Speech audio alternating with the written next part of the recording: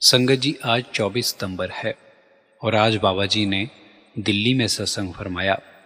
और आज बाबा जी स्टेज पर 9 बजने से करीब 10 मिनट पहले आए और संगत पर दृष्टि डाली और फिर बाबा जी ने लगभग 1 घंटे 25 मिनट का सत्संग फरमाया। और आज सत्संग में श्री गुरु अर्जन देव जी महाराज की वाणी ली गई। वाणी थी, आदि निरंजन प्रभ निरंकारा, सब में बरते आप निरारा। और आज के सत्संग के कुछ खास वचन मैं आपके साथ साझा करने वाला हूँ। सत्संग में फरमाया गया कि जे गुरु घर की बानी है।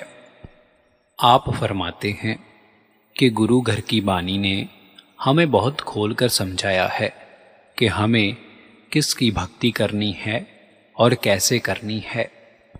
फरमाया गया कि हम सभी अपनी अपनी सोच के मुताबिक उस कुल परमात्मा की भक्ति और उसकी पाठ पूजा करते हैं, पर जब तक हमें सही रास्ते और सही भक्ति के साधन का पता नहीं है तो हम अपने लक्ष्य को कैसे हासिल कर पाएंगे।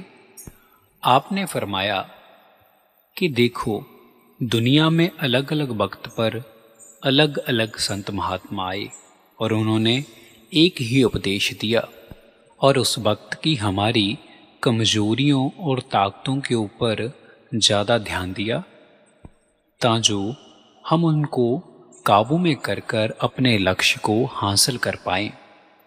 पर हम उन चंद पहलुओं में ही उलझे रहे और उन पहलुओं को लेकर एक दूसरे से अपने आप को अलग समझने लगे और इससे एक ऐसी सोच समझ उत्पन्न हुई जिससे हमने एक दूसरे को बांटना शुरू कर दिया और कहने लगे, उस धर्म की अलग सोच है, हमारे धर्म की अलग सोच है।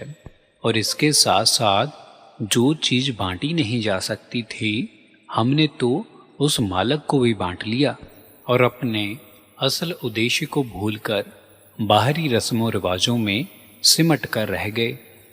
हालांकि सभी धर्म, सभी महापुरुष हमें ये समझाते हैं कि उस मालिक की भक्ति कैसे करनी है, उसको कैसे पाना है। किसी ने ये नहीं फरमाया कि हमारा मालिक और है और दूसरों का और। आपने किसी संत महात्मा को ये कहते हुए सुना है कि 2 मालिक हैं या फिर 3 हैं। सभी ये फरमाते हैं कि हम सबका वो पूज्य पुरख एक है। हमें उनकी तालीम के ऊपर ध्यान देना चाहिए और उनकी तालीम कुल आलम के लिए एक है और हम उनको छोटे छोटे टुकड़ों में बांट नहीं सकते या फिर किसी 4 दीवारी में बंद नहीं कर सकते। और एक तुक फरमाई गई, जग जीवन साचा एक को दाता। वो कुल परमात्मा एक है और सब में वो आप ही बरत रहा है। जैसे देखो, सूरज एक है और उसकी अनेकों ही किरणें हैं और जहाँ पर हम देखें किरण सूरज के बिना नहीं रह सकती, पर सूरज किरण के बिना रह सकता है।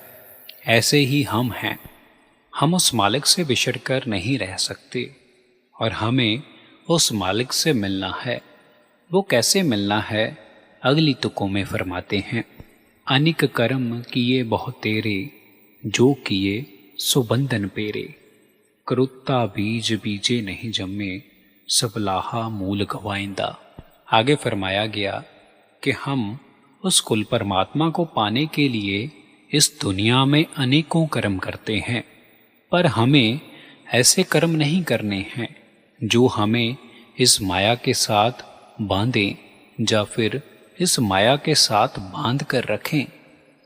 और एक बहुत ही खूबसूरत उदाहरण देते हुए फरमाया कि जैसे देखो, जो बीज बेमौसमा भेजा जाता है उसकी फसल नहीं होती।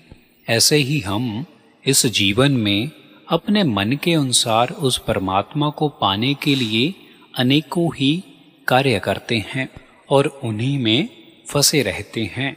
और अपने जीवन को बर्बाद कर लेते हैं। जैसे बाणी में फरमाया गया कि सब लाहा मूल गवाइंदा, और आगे फरमाया गया कल युग में कीर्तन प्रधाना, गुरमुख जपिए लाए ध्याना। कि इस कल युग में उस परमात्मा को पाने के लिए उसको हमें अपने अंतर में ध्याना पड़ेगा, उसका ध्यान करना पड़ेगा। जैसे गुरबाणी में आता है कि अब कलु आयो रे बिंद नाम भूपो, कि हमारा इस कलयुग में उस नाम के बिना उद्धार नहीं हो सकता। संगत जी, इसी के साथ ही हमारी आज की वीडियो समाप्त होती है। अगर आपको बाबा जी की अपडेट सुनना पसंद हैं तो आप हमारे चैनल को ज़रूर सब्सक्राइब करें। आवो सजना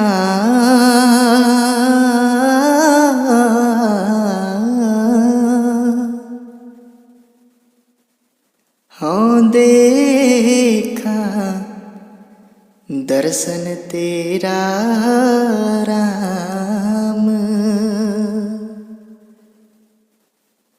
हाँ देखा दर्शन तेरा राम। कार्य अपनड़े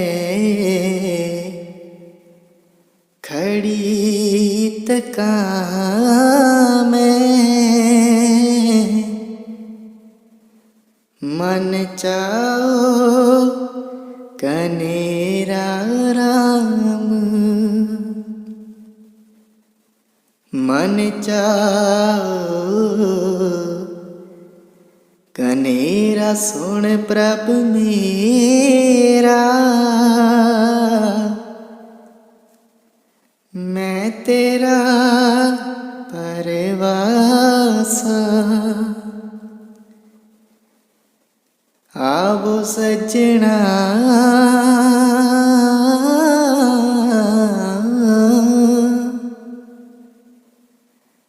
हाँ देखा दर्शन तेरा राम।